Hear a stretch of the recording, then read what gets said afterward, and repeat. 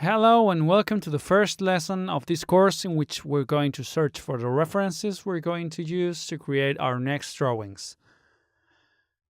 As I previously said, we're going to focus in the nature's elements in order to create these concepts and use the filters I want to explain later in the course and be able to make the most of these effects that Photoshop has, and that will give us quite remarkable results.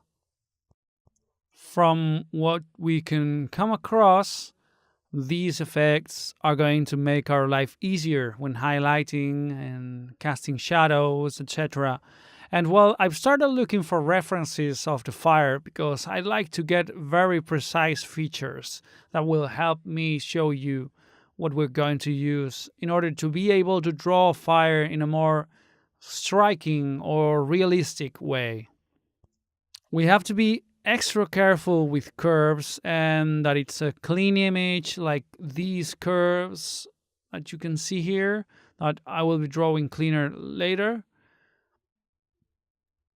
But we can see that all the fire representations have very specific features that are shared by most of them and are very characteristic.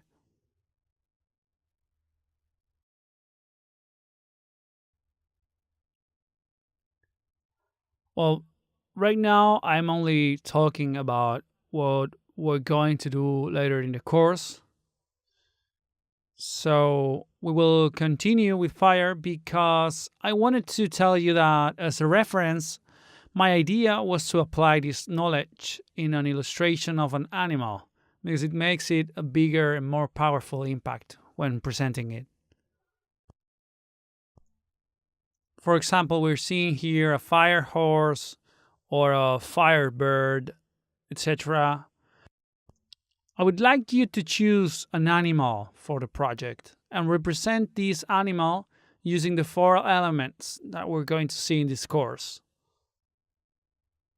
The next element we're going to see is water.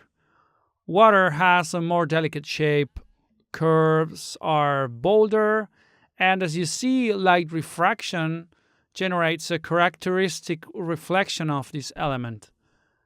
Feature that we will focus on thanks to the filters, which are the tools we'll use to create points of interest using more intense colors or darker colors, etc. We also have to bear in mind the transparency of the water, which is something quite difficult to represent in an illustration made from scratch. We're going to take this image here as a reference, since it strikes me as the most representative and easier to turn into an explanation. And, well, next element will be Earth. Well, Google presents only planet Earth images, not what we were looking for here. But let's focus on Earth in the sense of rocks or soil, Something not as related to vegetation, but more lifeless, so to speak.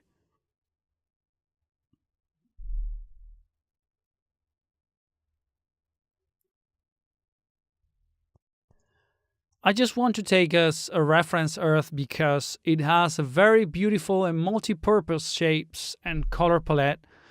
And, well, when presenting art concepts, I usually aim to be able to make series of proposals like the ones you can make with rocks. As you see, and as I was saying, it has more definite shapes, which is what we're going to represent in a playful way, so to speak. And last, we have air. Air or wind is the most difficult element because the references we can get won't be anything more than some iconic drawings since it doesn't have a physical representation. But anyway, we're going to go for an air representation aimed at the smoke concept somehow.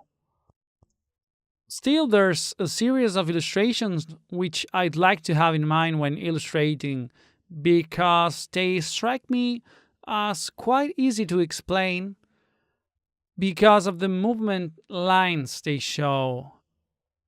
And when Googling air or when Googling wind, we probably won't get any relevant results. But maybe focusing more in the professional illustration world, something more developed or more detailed, may turn into something that helps me in the explanation I want to do.